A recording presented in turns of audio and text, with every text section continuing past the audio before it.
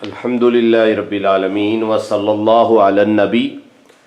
آج ہم آپ کی ملاقات ایسے شخص سے کروا رہے ہیں جنہوں نے اپنی زندگی کے 20 سال تبلیغی جماعت میں گزارے ہیں۔ ان کا نام محمد عالم ہے، پونا مہاراشٹر سے ان کا تعلق ہے، اور ان سے ہم آج کی مجلس میں کچھ سوالات کیے۔ سب سے پہلے تو ہم آپ کو خوش آمدید کہتے ہیں کہ آپ یہاں تشریف لائے اور اپنے قیمتی وقت میں سے ہمیں وقت دیا۔ تو آپ نے جس طرح کے بتایا کہ 20 سال کا ایک طویل عرصہ آپ نے جماعت تبلیغ میں گزارا ہے، تو اس دوران بہت سارے مطلب دروس اور بہت سارے سیروزے چلے، اور 1 سال آپ نے افریقہ میں بھی گزارا جس طرح آپ نے بتایا ہے۔ تو کافی آپ نے دعوتی حوالے سے کام کیا اس جماعت میں۔ تو سوال یہ ہے کہ جماعت تبلیغ کے بنیادی اصول کون سے ہیں؟ آپ تو اس کے بارے میں علم رکھتے ہوں گے۔ الحمدللہ رب العالمین والصلاة والسلام علی رسولہ الکریم، اما بعد۔ میں نے تبلیغ جماعت میں الحمدللہ 20 سال سے بھی زیادہ کا عرصہ گزارا ہے، اور آپ نے جو مجھ سے سوال کیا کہ اس کے بنیادی اصول کیا ہیں، اس کے بنیادی اصول 6 ہیں۔ اس سے پہلے میں ایک بات بتاتا چلوں کہ جن مولانا الیاس صاحب نے اس کام کی شروعات کی تھی، انہوں نے اس کام کے مقصد کو بتایا تھا کہ اس کام سے میرا مقصد یہ ہے کہ امت تمام فرقوں سے کٹ کر اس دین پر آ جائے جس کو اللہ کے رسول صلی اللہ علیہ وسلم 14 سال پہلے لائے تھے۔ اب دیکھیے کتنی ان کی بات کے اندر گہرائی ہے کہ انہوں نے تمام فرقوں کی جڑ کاٹی ہے۔ وہ یہ جانتے تھے کہ امت اگر دنیا میں سربلند ہوگی تو صرف اور صرف اسی دین پر ہوگی جو اللہ کے رسول صلی اللہ علیہ وسلم چھوڑ کر گئے ہیں، دین کسی اور دین سے نہیں، فرقوں سے نہیں۔ تو اس لیے ان کے ملفوظات میں یہ بات ملتی ہے، وہ فرماتے ہیں کہ اس کام سے میرا مقصد یہ ہے کہ امت تمام فرقوں سے کٹ کر اس دین پر آ جائے جس کو اللہ کے رسول صلی اللہ علیہ وسلم 14 سال پہلے لائے تھے۔ 14 سال پہلے والے دین کے اندر نہ کوئی حنفی تھا، نہ کوئی شافعی تھا، نہ کوئی مالکی تھا، نہ کوئی حنبلی تھا، نہ کوئی دیوبندی تھا، نہ کوئی بریلوی تھا، نہ کوئی رضا خانی تھا، نہ کوئی قادیانی تھا۔ صرف قال اللہ اور قال رسول تھا، اللہ کی عبادت اور رسول اللہ کی اتباع۔ اب مولانا الیاس صاحب رحمۃ اللہ علیہ کے دل کے اندر امت کا ایک درد اور ایک فکر تھا کہ یہ امت اصلاح پر کیسے آئے۔ امت کی بدحالی اور بے دینی کی نحوست کی وجہ سے امت جو پریشانی کے دلدل اور مصیبتوں میں گھری ہوئی تھی، تو ایک فکر اور ایک کڑھن ان کے اندر پیدا ہوئی، وہ اللہ کی طرف سے تھی کہ امت کا درد ان کے اندر پیدا ہوا۔ تو انہوں نے ایک یہ محنت جاری کی اور اس کے بنیادی اصول بنائے۔ اب آپ ان بنیادی اصولوں پر اگر غور کریں گے تو یہاں پر نہ مسلک نظر آئے گا، نہ اماموں کی تقلید نظر آتی ہے۔ دراصل ہم لوگ ان بنیادی اصولوں کو زبان سے رٹتے ہیں لیکن ان پر غور نہیں کرتے۔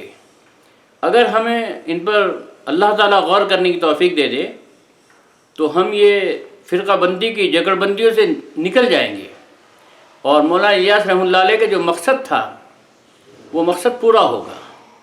لیکن اللہ معاف کرے اور اللہ ہمیں سمجھ عطا فرمائے کہ ہم مولانا الیاس کے مقصد کو سمجھیں۔ مولانا الیاس نے 6 اصول بنائے تبلیغ جماعت کے تعلق سے۔ اس میں پہلا اصول جس کو ایمان کہتے ہیں۔ اب اس کا خلاصہ کرتے وقت جب کوئی بھی تبلیغ جماعت کا ساتھی بیان کرتا ہے تو یہ کہتا ہے کہ پہلا اصول، پہلا نمبر ایمان ہے۔ ایمان سے یہ چاہا جا رہا ہے کہ ہمارے دل کا یقین درست ہو جائے کہ سب کچھ کرنے والی ذات صرف اللہ کی ہے، اللہ کا غیر اللہ کے بغیر کچھ نہیں کر سکتا، اور اللہ اپنے غیر کے بغیر سب کچھ کر سکتا ہے۔ دیکھیے شرک کی جڑ کاٹ دی گئی اس جملے میں کہ کوئی چیز نفع نقصان نہیں پہنچا سکتی، اور ہر چیز کے نفع نقصان پہنچانے میں اللہ کا امر کام کرتا ہے۔ اللہ چاہے تو چیزیں نفع نقصان پہنچائے، اللہ نہ چاہے تو کوئی چیز بھی نہ نفع پہنچا سکتی ہے نہ نقصان پہنچا سکتی ہے۔ اور رسول اللہ صلی اللہ علیہ وسلم ہی کے طریقے میں 100% کامیابی ہے، باقی سارے طریقوں میں 100% ناکامیابی ہے۔ اس بات کا یقین ہمارے دل میں بیٹھ جائے، اسی کا نام ایمان ہے۔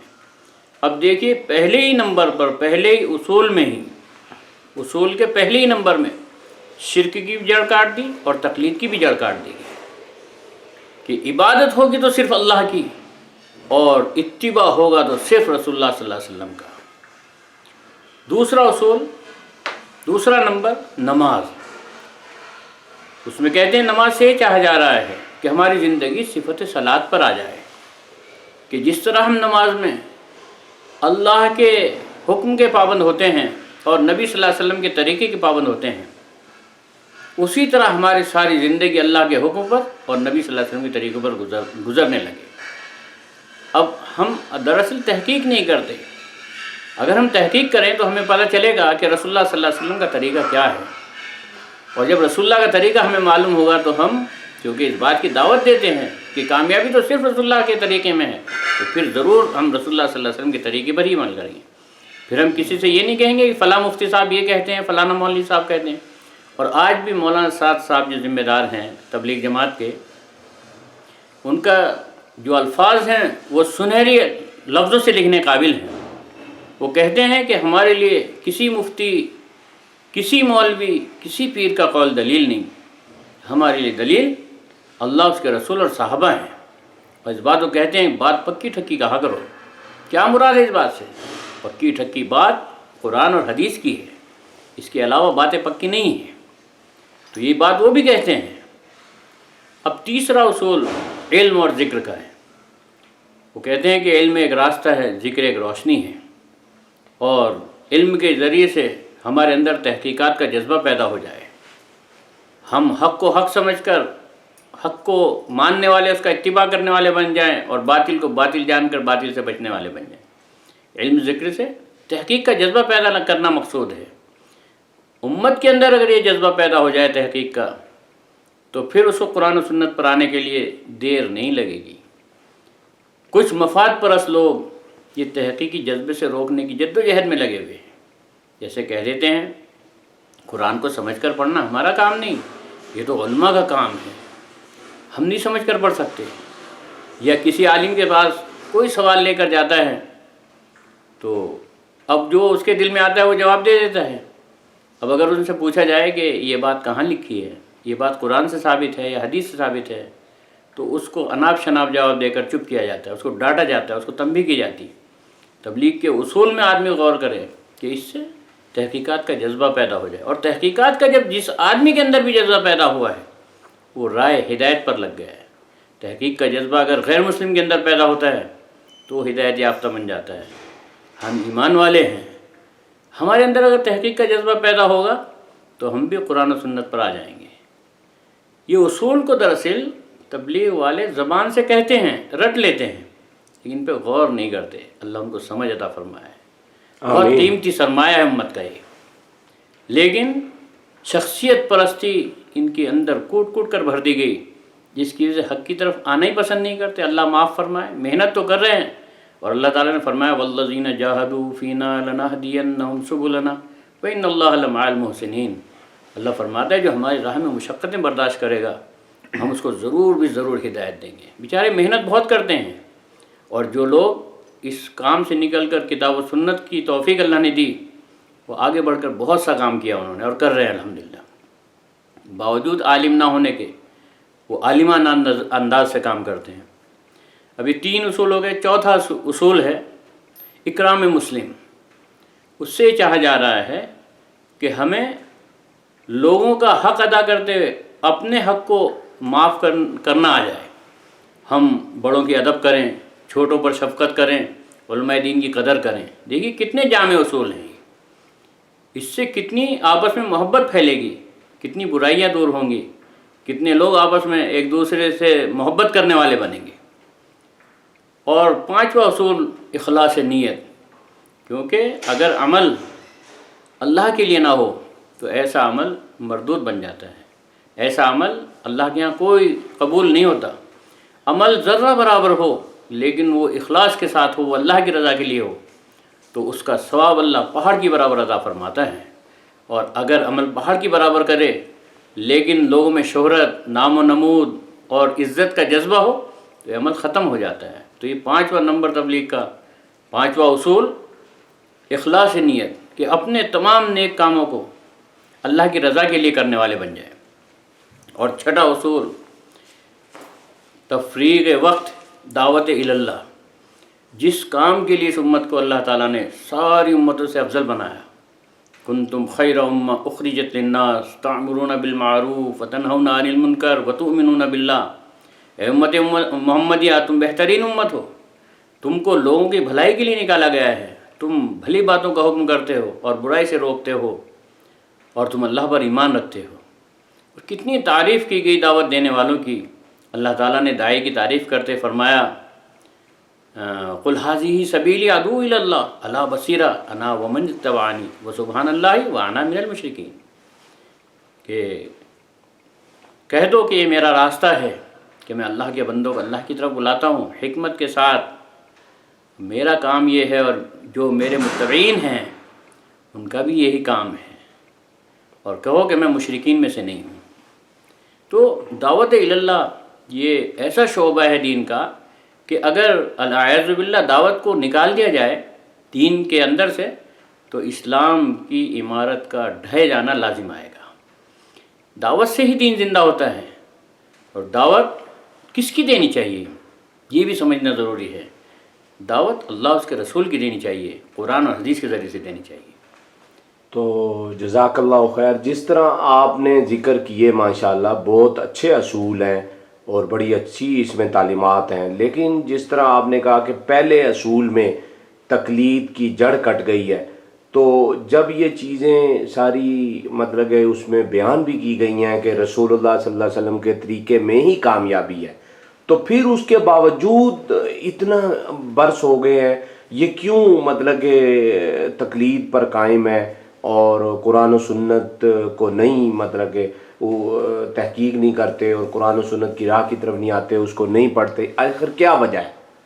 اصل میں یہ بات میں پہلے کہہ چکا ہوں کہ یہ باتیں رٹائی جاتی ہیں ہم کو.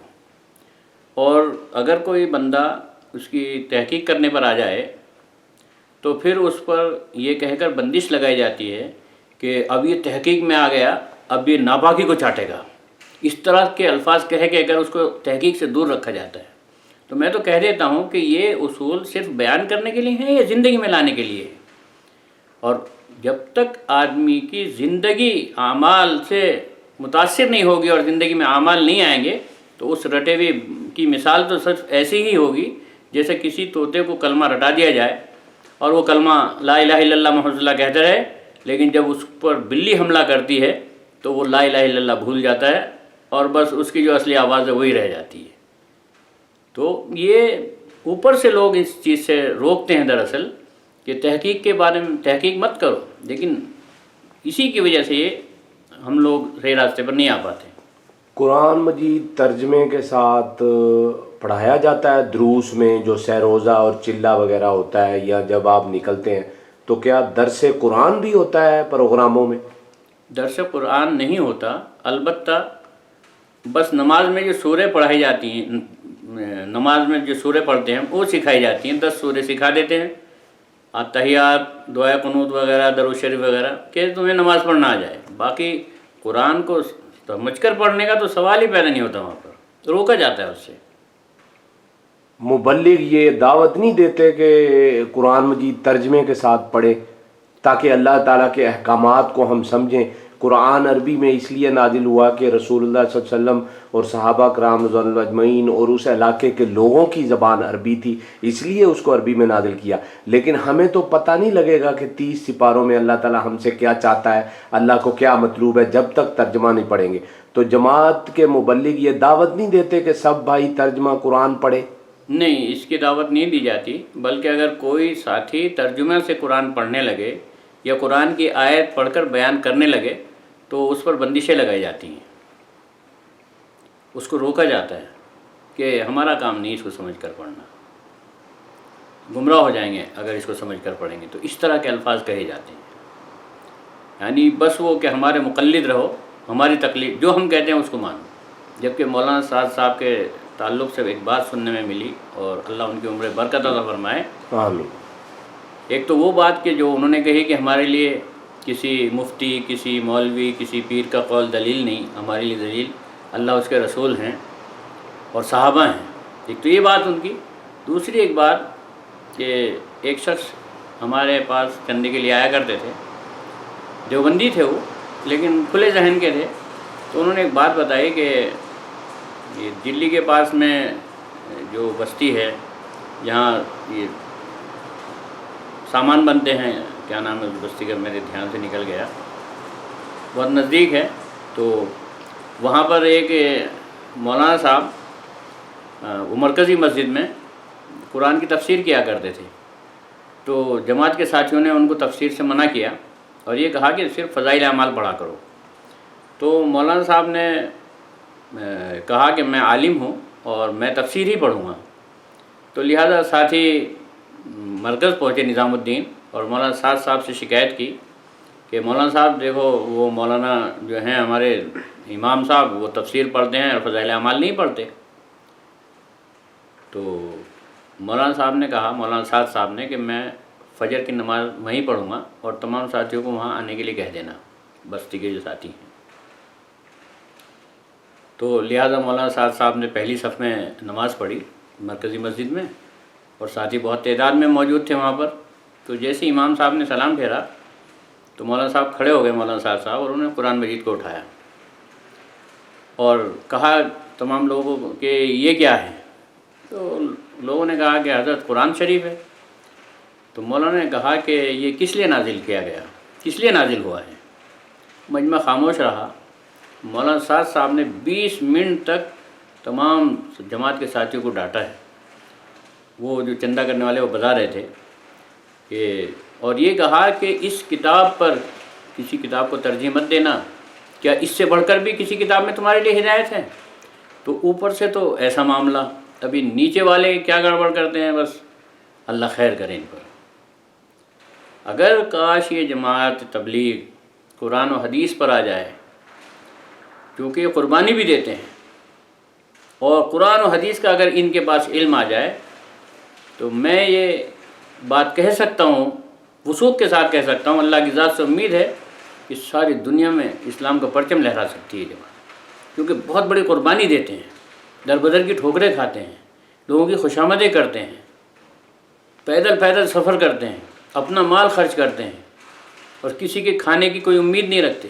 اپنے ہاتھ سے بناتے ہیں، اپنے ہاتھ سے بانٹتے ہیں، کھلاتے ہیں. تزکیہ نفس بھی ہوتا ہے. مگر یہ جو مفاد پرست لوگ اس جماعت کے اندر ہیں، جو یہ چاہتے ہیں کہ قرآن حدیث سے دور رکھا جائے، انہوں نے اس کی ترقی کو روک رکھا ہے. اللہ ان کو بھی سمجھ عطا فرمائے.